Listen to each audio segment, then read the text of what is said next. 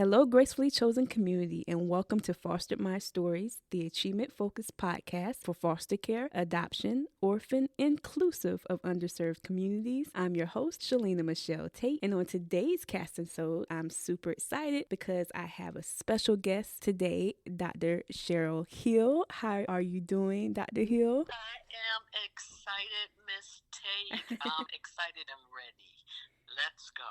Great time for conversation. Yes, it is. I'm super excited. Dr. Hill is a mentor to me. I'm super excited for the wealth of knowledge that she's going to share with you today. But before we get into the dynamics of who she is and what she does, I would love for her to tell you, the listeners, just a little bit about her background leading into what she does today. Well, first and foremost, I am a mother of four, proud mom. I'm a woman of faith. I also have experience in governmental background. And for the purposes of this program, I have been a foster parent years ago, though, for at least 5 to 6 years, served on the foster care review board, and just was a community leader. Not only is she a dynamic mentor, she definitely wears many hats. Dr. Hill, what was your upbringing like? Did your parents take in foster children, or did you see that was an issue growing up? What was it for you? When I found it was an issue, I am from the Eastern Shore of Maryland. And what that means to most people, I'm just a country girl.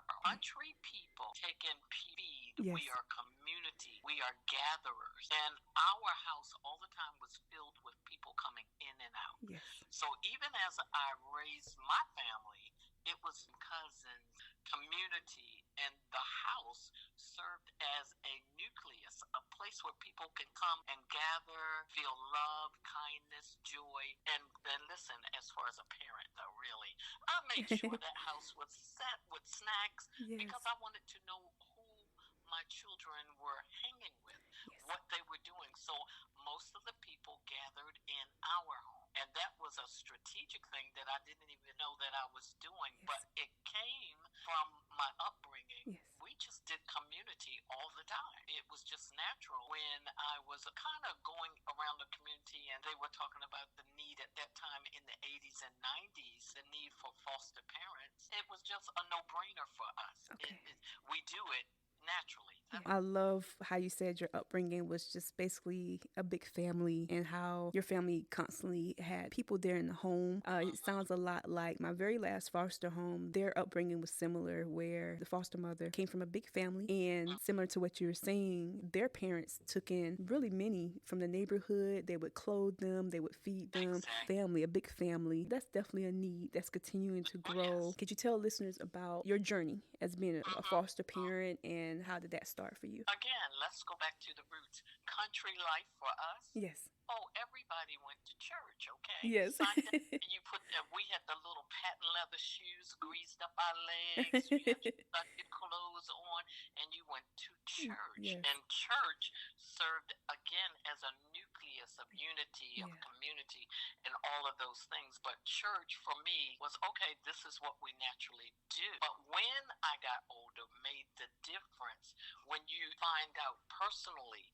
your relationship with God, and that's what I did. It's the late 20s where it just clicked. I'm like, wait a minute, really? God, are you for real? Okay, then you need to show me you. And so I went on my journey, and God began to speak and move, and so many awesome things happened to me. Yeah. Revelation, enlightenment. I began to understand my purpose. And what happened then, Shalina, I didn't know, but attracted to young people, so I became a youth leader. Everything I did, I began to duplicate what I knew as the Sunday school teacher. Then we did things in the community, and still until this day, my children, they do community outreaches. They have their own back to school, things with the PTA, things with any family that has need, the food giveaway for the homeless. Yeah. Now, my grandchildren, what do they do? The same thing. So what happened there, which was country life, which was normal for me, it came into my adulthood, and now,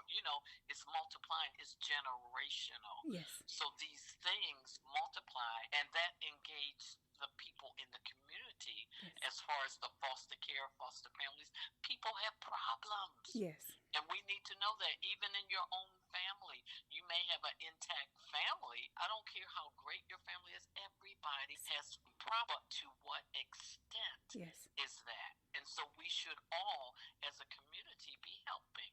And so my faith is in God, Yes. because God believed in me and he began to speak to me. Yes. And so hence what you see now, Dr. C, the Cheryl, the mother, Yes. the wife, the community person, that's all God. Period. Yes. All God. Yes, a powerful testimony. My previous guest, Rhonda Littleton, she was speaking on something similar, how where she's from, the church came together to help be an asset to the community. They felt it was their duty as believers, especially for foster care. The truth is, each one of us and all of our families, we have something. Everyone has their own issues, everyone has their own concerns, but it's how we deal with it and grow from it. I'm super excited just to be talking to her right now. Dr. C, I see here where you said God has allowed you to mentor and be a great leader. How did you become a leader? Could you take us on that journey as well? When I minister, I'm a consultant. Yes. But when God tells me to minister to people, meaning speaking to people, speaking to their lives, give testimonies that are relevant and practical, I do that. Yeah. So here I am in my late 20s at this point. So house full of kids. I want to interject here to say I was a foster parent before I knew what that was. Yes. Why? Do you know my kids? They would say, Mom, so-and-so is having problems Yep. in your house. Come stay here. Can I? For about 5 stayed with us. Yes. Not a day, not a month. Yes. A couple of them stayed for months. Wow. One stayed for 6 months. Wow. The other one because certain things were going on in the family, and it was a friend of my children. So I would entreat them, and okay, you can stay, but guess what? You're going to church. Yeah. Clean up. And I thought that would make them, no, we'll do it. Yeah. And, okay, so the house is now full. So Yes. I was doing that, where God has allowed me to sit with presidents, ambassadors, farmers, corporate leaders, and things. I never, ever on my radar was that scheduled for me. Yes. Never was that a desire. Okay. All I ever wanted to be was a housewife and a mother. I'm like, God, don't you hear me? I don't want to stop. But God promoting me because everywhere I saw injustice, this thing that was on the inside of me, I would begin to pray and said, God, I don't like that. And if I would get on the other side of the table, God, this is what I would do. Next thing you know, promotion. Yes. And just to let the listeners know, I did not have a degree, didn't want one, didn't want to go to college. Yes. Everyone in my family had a degree. I said, that's not for this girl right here. I want to be a housewife. Yes. Can I just do that? No. The plans for me were really orchestrated by God. Let me tell you about social services. Okay. We had our own business, then we lost money. We lost our home foreclosure. Somebody told me about stamps. I said, what is that? Okay. They told me, I said, okay, let me go to this social services, apply for this food stamp thing, and let me see what happens. They rejected me because I came dressed up in clothes, driving a Mercedes. I didn't know. Yeah. You're supposed to look broke. You're supposed to, I'm like, what? Yeah. That was my first injustice. And so I said, God, I don't like the way I was treated. Yes. If you let me get on the other side of that table, I'll do better. I applied for the job, got it, and that was my career start in government, all the way to working with the White House, all the way to going over to Africa, working with presidential staff, president, ambassadors, what they call NGOs, which are nonprofits. And that's how my life has been and still is. So dynamic, because he opened those doors because you wasn't afraid to ask or express, I want to see what it's like on the other side of that. You wasn't afraid to, Lord, I want to make a difference because I don't like what I see. Because a lot of us, and I know I can attest from my personal, but a lot of us, we do see injustice. And a lot of times we feel we may not be qualified to address the injustice, or we may be afraid, or we may think that's above us. But just for the fact that you was like, Lord, if you get me on the other side of that, you was willing to, you was willing to take the steps. So he opened the doors, and wow, testimony. Even now, yes. I said, God, what is in me?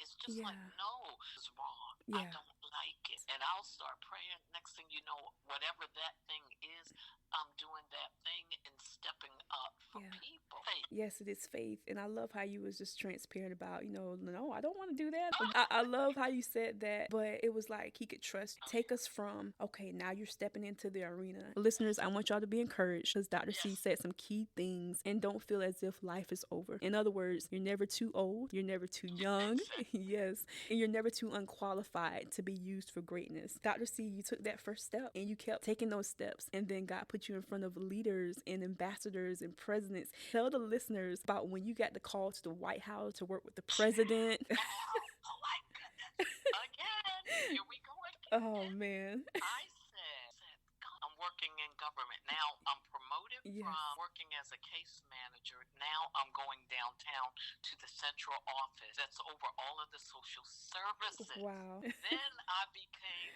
director over all of the social services in Wow. my state. Wow. Okay. And then I'm doing my job diligently. Yes. But going back to what you said, not qualified, always in the back. Yes. I said, I don't have a degree, God. I said, the bathroom was my friend. Why? I would have my breakdowns there. Why? Yeah. You're in a stall. Nobody can see Yes. you crying. Yes. Okay? Crying and praying. I'm like, oh, I don't know what I'm doing. Yeah. You need to help me. I would be in meetings that I was never qualified, but God would give wisdom. He would tell me what to do. I would say, okay, thank you so much. Excuse me 1 second. Let me go to the ladies' room. Yes. Girl, Oh, wow. I'd be flying in that bathroom, crying, Wow. crying at the response that God has given me for leadership, but also Wow. crying because with leadership came abuse too. Okay. Yes. Abuse where people try to tear your reputation down. Yeah. It was a lot, but I was trained in what we called the fire. I was trained under pressure. Yeah. Any great leader, if you're going to lead anything, your training has to come with pressure. Otherwise, guess what? When something comes, you would easily implode or fail. You would fall. So that was the majority of my life, learning leadership under pressure.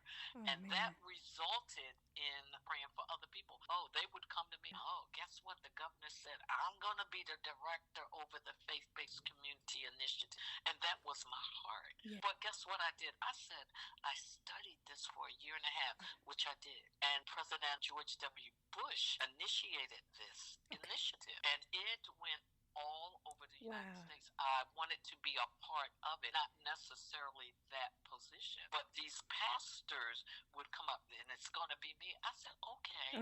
I said, listen, I've studied. Here's all the books and everything I studied. It was huge, boxes of books. I gave them everything I knew and had. And then I said, if you ever need any help, let me know. Well, we'll see if we can find you a job. Okay, no problem.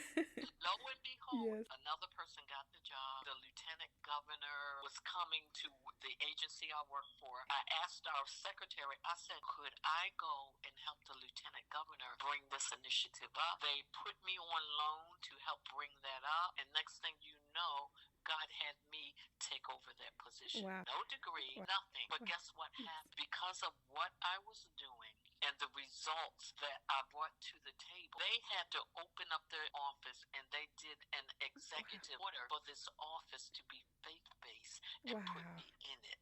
Next thing you know, I said, well, what is going on in D.C.? They would have monthly meetings with every representative around the United States, and they ended up sending me. But I ended up, God used me rather, to put our state, which is the state of Maryland, on the map. They said, well, we never hear about what Maryland is doing. I went, I talked, and again, my mouth, I'm like, this is what we're doing. And that is my journey. I would see something, focus on it, and it would be in my heart that we need to do better in this thing. And even up until today, anything that I see that is out of place, out of order, where I am, I'm like, how can I help? What can I do? Who is the leader? Let us talk. Let us set strategies. So I became known as a special advisor and a strategist to nation. That's what I do. Can't see me beaming, but I'm beaming. Oh my goodness.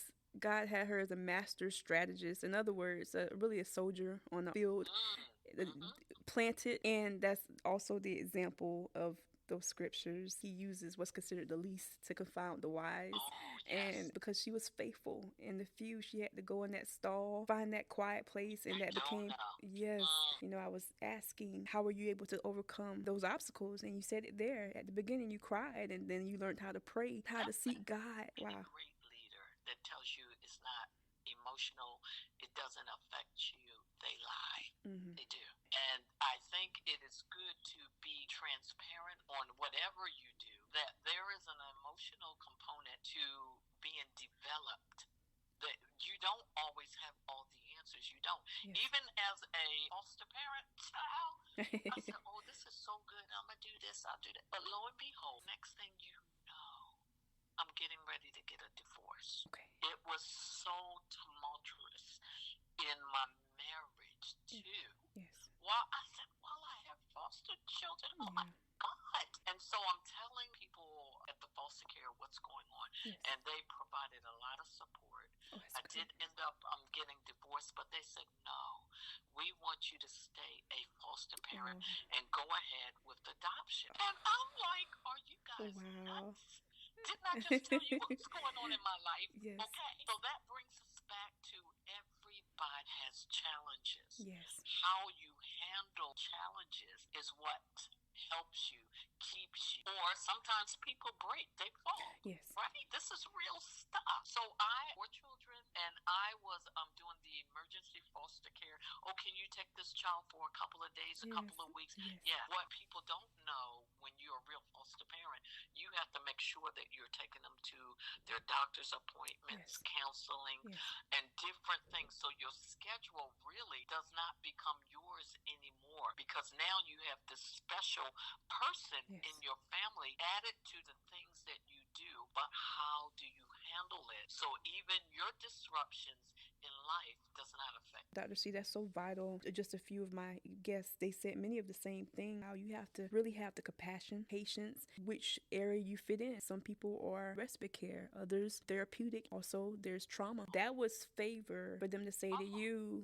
no, you're fine with just you. They said, do you want me to increase your stipend? Wow. I'm just, my mind at that time then, I'm like, this is emotional.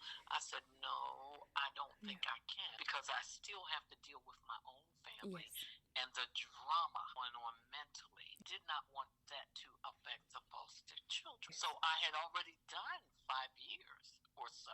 That's when I had to step back and recalibrate and like, no, let me not do this. Yeah. But they were very supportive, very much. Those emotions get built up, and then if they're not placed right and help anybody, listeners, if you happen to be a family that's faith-based and wanting to take in foster children and or adopt, respite care, it's so important for you to seek growth as a family, being real with them. How do they deal with, okay, now you have a foster sister and brother, and now they've been returned to the home, so how do you deal with those emotions, and how do you deal with that as a family? Dr. C, aside from government, foster parenting, when was the nudge for you to start G-Level Marketplace? Okay, so G-Level means God-led, so G-Level.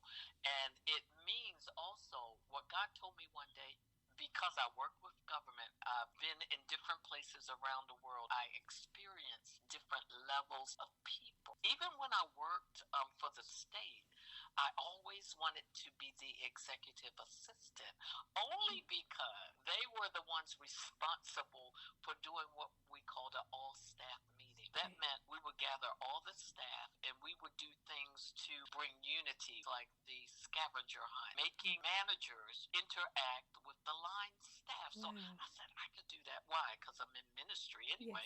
So I said, God, I could do that. It was so fun. And I'm like, God, if I could get to do things like that, what more could I do around the world? So now I've moved from government. I've done this. I'm in leadership. Now I'm not crying as much, right? I'm not crying because I've learned some things. And I've learned to stand up. I've learned skillfully to go in and out arenas and in and out of different levels. So now I realize what it meant and how it felt, Shalina, when you are excited about something and no one takes note of you. I think that is so detrimental, especially when you have the ability, the capability ability Yes. to give resource. And I'm looking all around, and I remembered even in ministry, I would be so excited when I saw a leader, and it was just like, notice me. So I just want to know what you know. Will you talk to me? All that. Yes. And people would pass people by. Yes. So God said a CEO,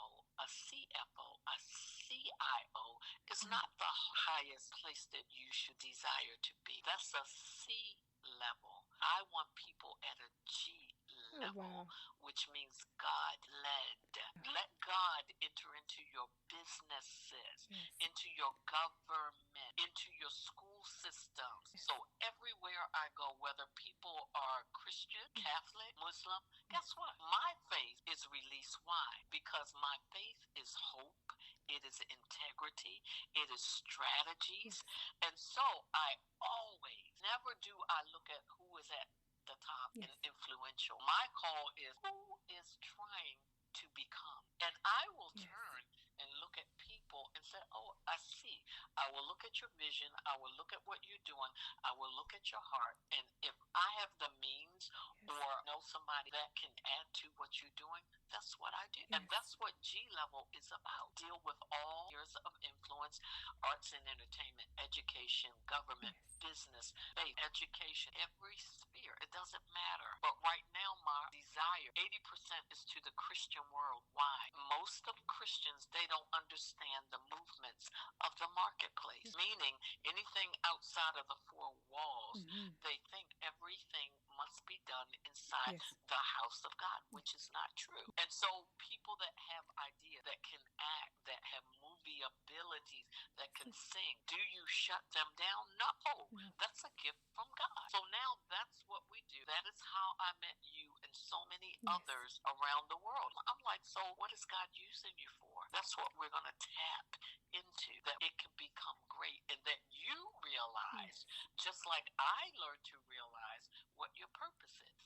Period. Honored to actually also be a part of G Level. And listeners, if you've been inspired by what Dr. C has been saying so far, and especially about the G Level Marketplace group, please look it up on LinkedIn. Also have a Facebook group. It's G, and it has like the little hyphen in the middle. Level Christian Marketplace group. Look up what they're doing. There's so many dynamic leaders and individuals a part of that group. Miraculous nearly every week, really making strides in their communities, locally, globally, and soaring out. And of course, as always, because it is G Level, they are God-led. Dr. C, you are author. So I would love for the listeners to hear about your new book that has come out and where they can find it. Well, actually, it's not. Let me tell you this story, okay? All right. This is true. All right. I had books. I didn't know I was an author, and God said, sit down and write. All right. Books came out 14 years ago, and I did nothing with them, but I put it up on Amazon. But God said, just put it up, and I left it. Then about, let's say, 5 years ago, I went to another G Level member's house. I said, you know what? Let me just get away for a week at your house, and I did. I spent 5 weeks at her house, but it was God. Do you know? I started writing and couldn't stop. But I wasn't writing for myself. I called ghostwriting, or I helped other people write their books. Wrote 6 books in 5 weeks.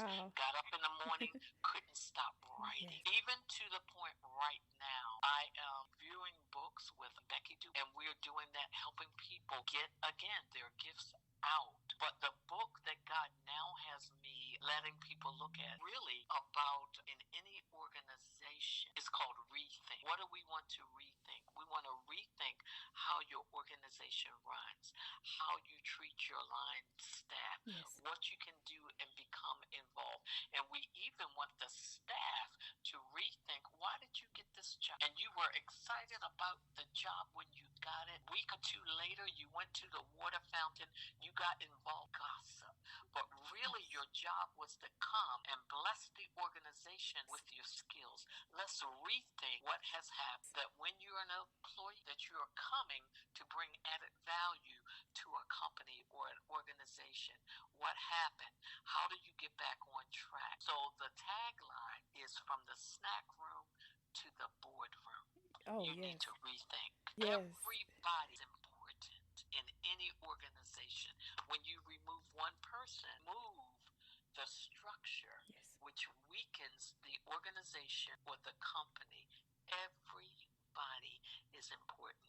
So the book is, let's rethink what we're doing. That's it. That book sounds dynamic because that's a key thing to ponder on in any field, where you fit in. And then sometimes we do have to take a step back and reevaluate. I know when I left North Carolina, I started paying more attention. This is not just a job. Why am I here and who am I here for? To really learn that you're an assignment. And sometimes your assignment may be a month, a year, a week, and your job is to find out what's the assignment, and then you can't really go I'm learning this too till you're released to the next assignment. Love how you said laughter is a key thing that helps keep you going. Resources and time were limited. You would like to travel to build communities and businesses and to do training, which I think is key, especially the marketplace. Dr. C, other than being a dynamic author and of course a leader, are there any projects or anything you're currently working on or desiring to work on for the future? We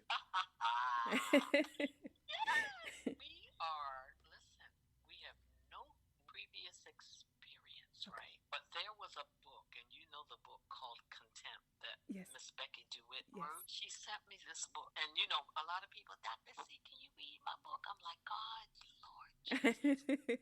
I hate that. I really do, because what if the book is not good? What do you do? So I said, I promise to read the book. She titled the book something Sitting at His Table. And I'm like, oh, God. Oh, God. And so I read the book. I started screaming, jumping. My emotions were everywhere. She is a prolific writer. I said, you've got the wrong title. But she did tell me, she said she prayed, and the Lord told her to give me the book. I'm like, God, why would you tell her to give me the book? Why would you tell her this? And I'm like, oh my God, I read the book, changed the name to Contempt. Wow. I said, after I read the book, I said, no, this is about contempt. It is about deceit. It is about lies. And it is about miracles. Will God come in the underworld? So this is about an underworld clan. It is so well done, it will blow your mind. Wow. So I said, you know, it's going to be a movie. We prayed for 2 years. I knew somebody that knew how to get to 2 giant film people. If I said both of their names, you would know. It's not yet.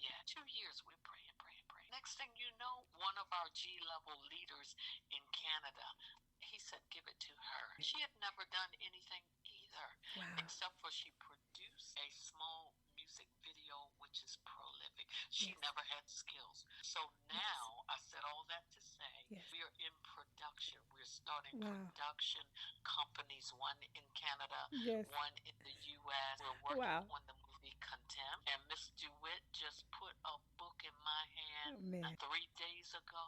I said, oh my God. I said, God, why do you keep doing this? And so we're working now. We're going to start working on that movie as well. So we don't just do the movie. So we have teams. We have teams in Canada, one country director in Nigeria, in Benin Republic. We're starting a team up in the Democratic Republic of the Congo, and we have different people throughout the United States. And I believe Jamaica and Trinidad is coming on. So we have people. God is using their expertise to do different things. Even just like me, you didn't know you had this, but God is using you. So we're producing movies now. I want to go, I think we will this year, to go open a boutique hotel over in West Africa, which maybe I have about 13 rooms for leaders from around the world. So we're doing things like that, agriculture, educational schools, and things like that. We're busy. But guess what? God, I will not go to the grave full. Everything that we can do, because inside of me, not only is injustice my thing, I like to build. I didn't go to college for that either. But I can build to things that God has gifted me on the inside. And so whatever he tells me to do, that's what I do. But G-level, to answer your question, These are the things that we're entering into right now. I wanted her to tell you, as listeners, just the dynamics of what all, just the different areas of her testimony to do to make impacts. And Dr. C, before we go, any advice that you may have or any words of wisdom that you wanted to give listeners, whether they're wanting to go into business or wanting to become a foster parent or even go into government? Is there any words of wisdom you would like to give them? Now, all of it is about passion and heart. One person said, "Why are you so excited all the time?" As if it was disturbing them. Oh, no. When you have purpose, you are driven all the time. Yes. I can do one thing and go to the next, but do the one thing well, build a team so it can stand up and continue. Have the heart. And it doesn't matter about money. I have flown around Africa. Wow. And everything was paid for. While I was broke, you have no idea, no money, didn't know where it was coming from, had mortgage and rent. After we lost the house, rent to pay, bills to pay, but I stayed in purpose.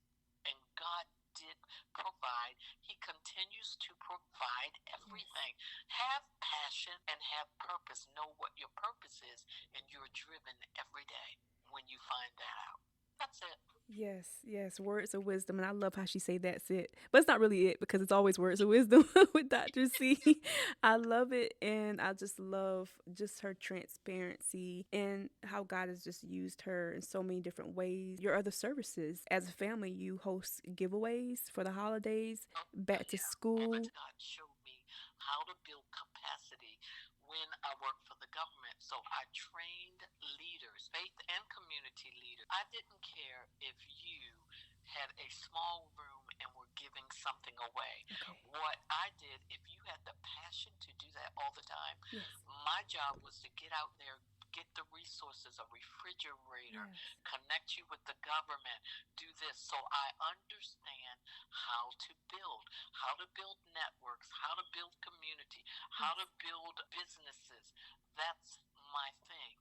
So whatever they may need, they can come through you since you're the host. And then we will pray and see which way we can go to assist. That's all. I'll be honored to connect you as led to the right resource. Dr. C, it's been an honor having you on Foster My Stories. Thank you. It's my honor because listeners, you have to know this young lady. Matter of fact, Miss Becky DeWitt introduced her. She said, "Dr. C, I need to talk to this young lady." I'm like, and she knows. I'm like, what? And then when she began to say, my heart leaped. I said, okay. And remember our first call? Oh my goodness. We talked and we talked. Yes. And it was just God connection. Yes. And we talked. And I have seen you not just grow, you have launched really big because you had 1,000 things in you. Yes. But as a mentor, our job or our role and honor is to say, hey, let's look at what God is doing with your top things. Yes. Let's launch those and let's do. And anything that we can do to help you, hey, it's no problem. Yes. Because freely God has given us. And freely, that's what we do. We give. We give. Yes, yes, listeners, and I'm humbled to hear that, really that recap, because I'm imagining it now. I remember my excitement being on the phone with Miss Becky, and then she's like, I want you to my mentor, and I got excited about that. And then when I got on the phone with Dr. C, I was like a little kid in the candy store. I had just so many stuff I want to say, and I know she's like, this girl's just running a mile a minute, but it's been a dynamic since that initial call with both Miss Becky and with Dr. C. I've just been honored to learn and grow. And that's really how this podcast kind of got birthed as well. I had a stirring, not just with, of course, wanting to grow the foster care, adoption, orphan, underserved communities, but podcasting, that was part of it. Not knowing, of course, then that this would be part of the journey. And I really thank God for using Miss Becky and Dr. C to help stir those gifts, and he sent them G-level to me. And I hope he sends them to you as well. And yes, and if you listeners would like to be a featured guest, that is a individual that has a testimony relative to the underserved foster adoption communities, or community guests where you work community and helping any one of those communities, foster care, adoption, underserved, orphan, or you yourself have a testimony like Dr. C here where you've taken in foster children, you were an adoptive parent, I would love to speak to you here on Foster My Stories. You can inbox at Gracefully Chosen 2020 Facebook page. And you can also catch new content Wednesdays at 3 p.m. Eastern Standard Time via Red Circle, Audible, Spotify, Radio Republic, and Google Podcasts. And remember, being fostered, adopted, orphaned, and underserved simply means you're gracefully chosen. Dr. C, thank you so much for being my